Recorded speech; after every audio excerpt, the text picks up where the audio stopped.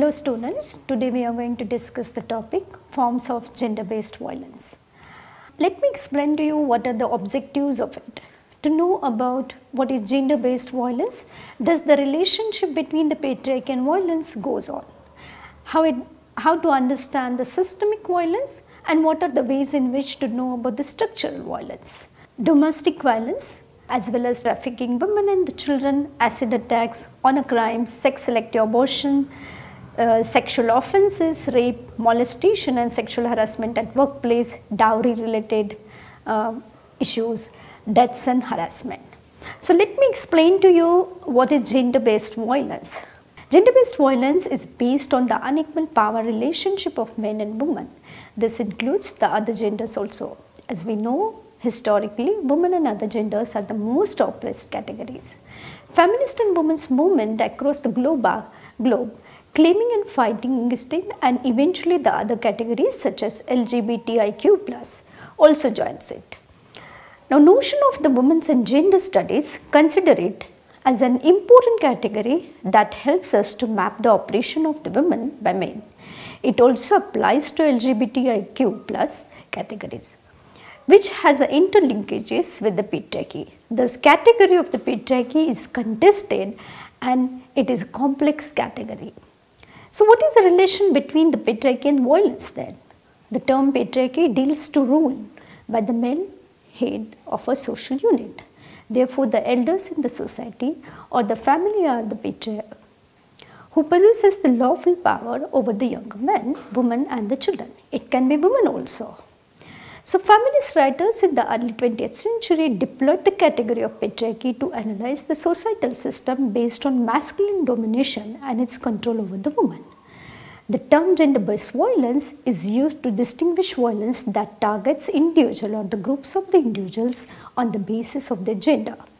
As the result, the forms of the violence by individuals and the collective can be seen in the society. It includes acts such as physical, sexual, psychological harms, and one can see the threat of such acts, coercion and deprivation of the liberty are also forms of the gender-based violence.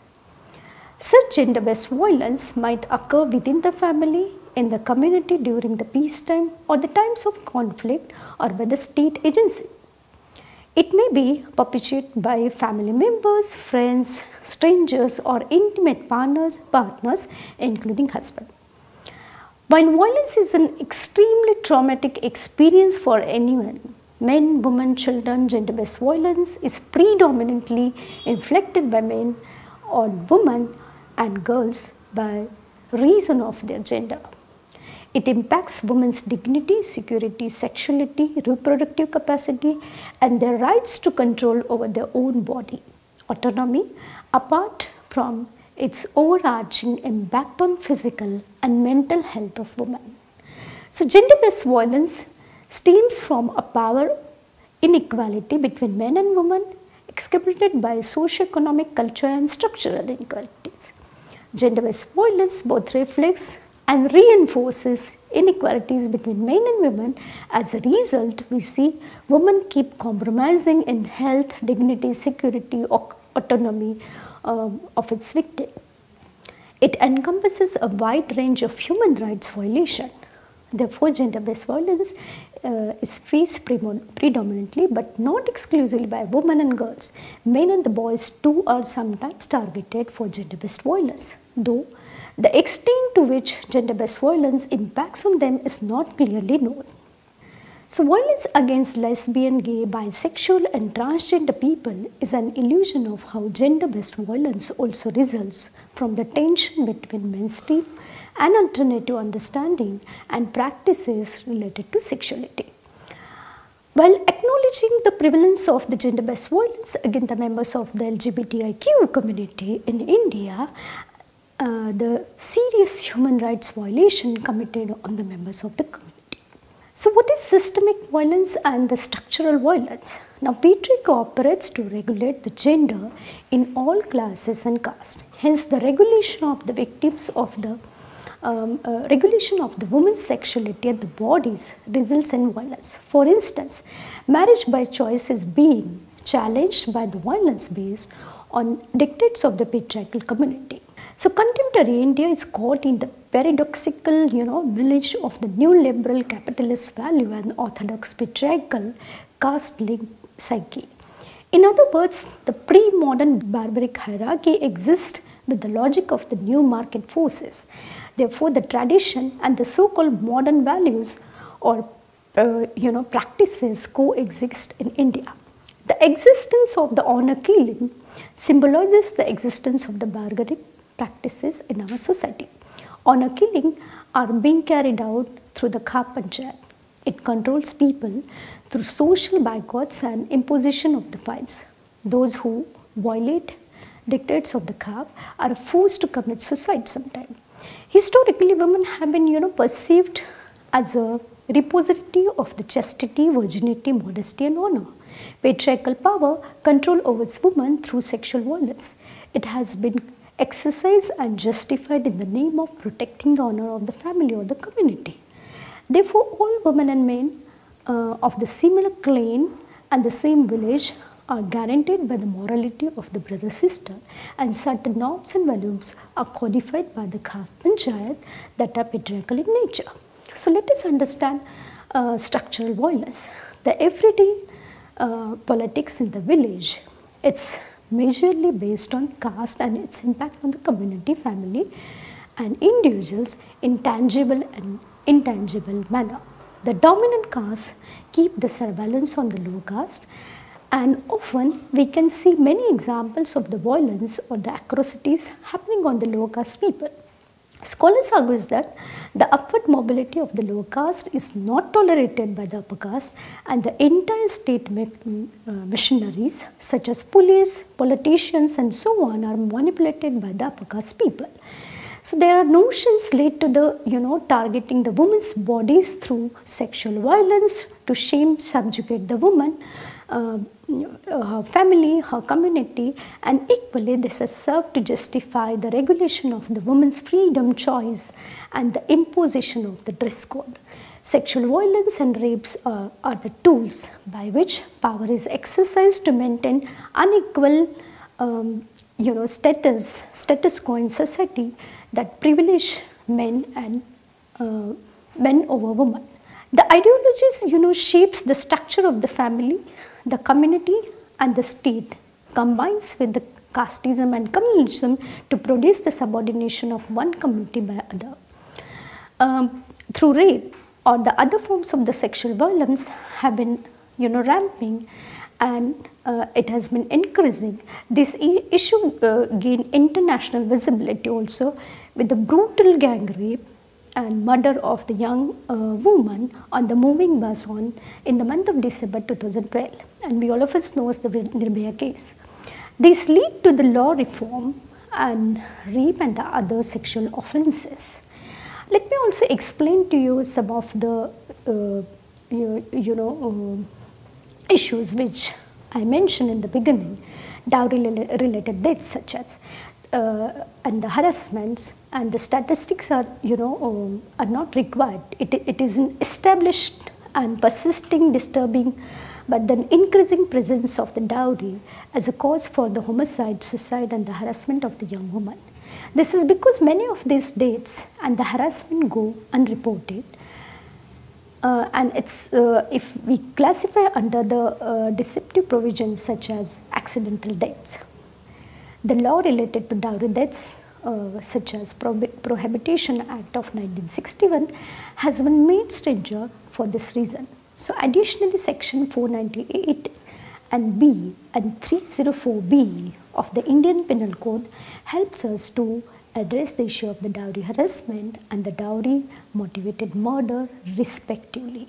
The rising number of the case of the dowry harassment indicates that stringent laws and sustained campaign against dowry have had little impact in arranging this heinous crime amongst women, while it is practiced across class, caste, religions and even educational divides in India. However, it is important to remember that all incidences of the violence against women within the home are not necessarily dowry related. Feminist lawyers also pointed out that the woman's family is responsible for getting her married in the first place with or without dowry, instead of supporting her to study and work, and for not allowing her to return home from her marital home even when she faces acute harassment due to dowry or other reasons.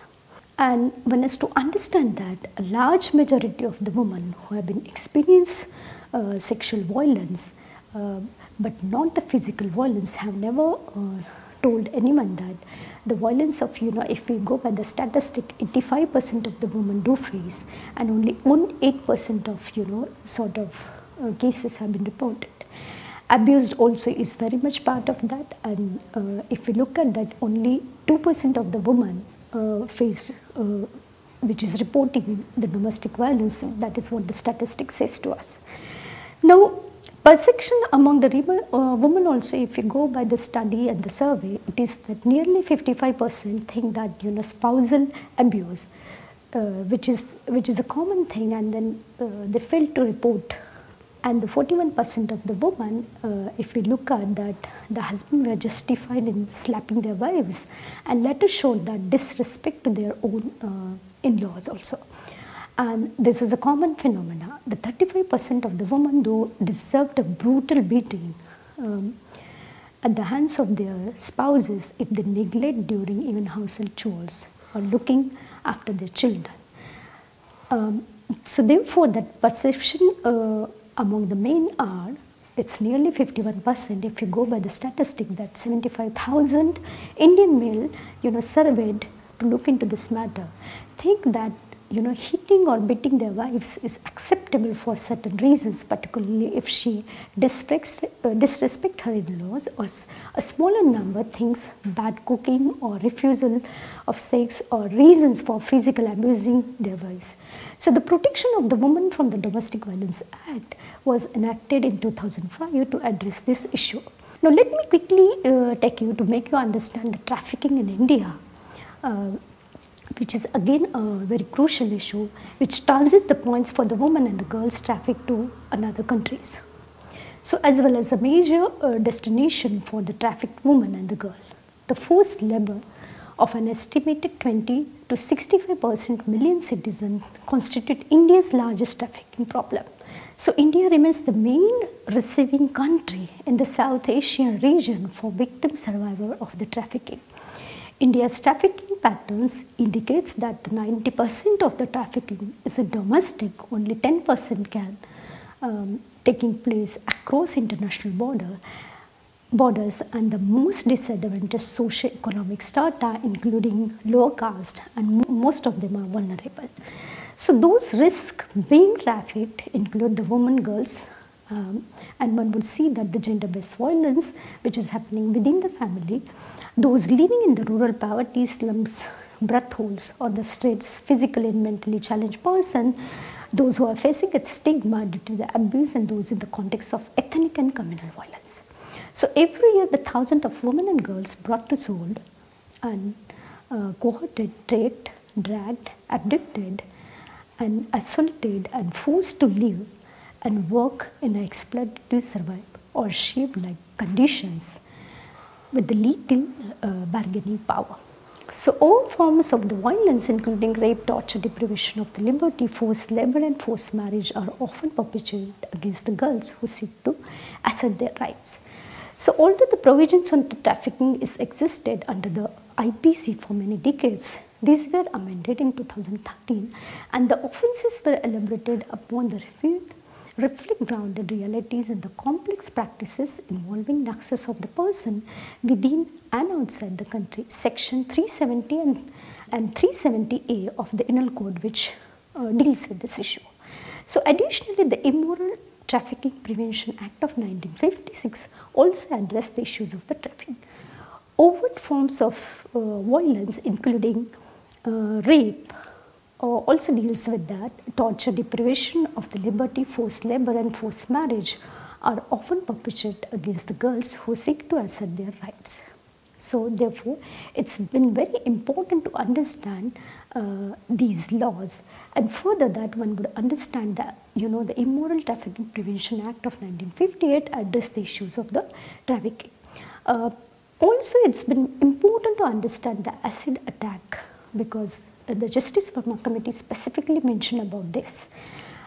If we look at the laws which has taken a shape, and section 326A and B deals with this under the penal code, dealing with these issues. So if you look at the studies conducted by the Cornell University in the January 2011, it says that 153 attackers reported in the media from 1999 to 2010, and the campaigning and the struggle against the acid attack was taken place. If we look at, in fact, the 56 case studies had happened. If you look at the Karnataka, specifically this duration, one would see that 56 cases have been pointed out to that. I would just quickly see that according to the acid survivors also, that the foundation was set up, and acid attack cases in India could range between 100 to 500 a year, and it's day by day increasing. So one has to recognize the specific offences of the IPC in 2013 under section 326A and B of the Indian Penal Code.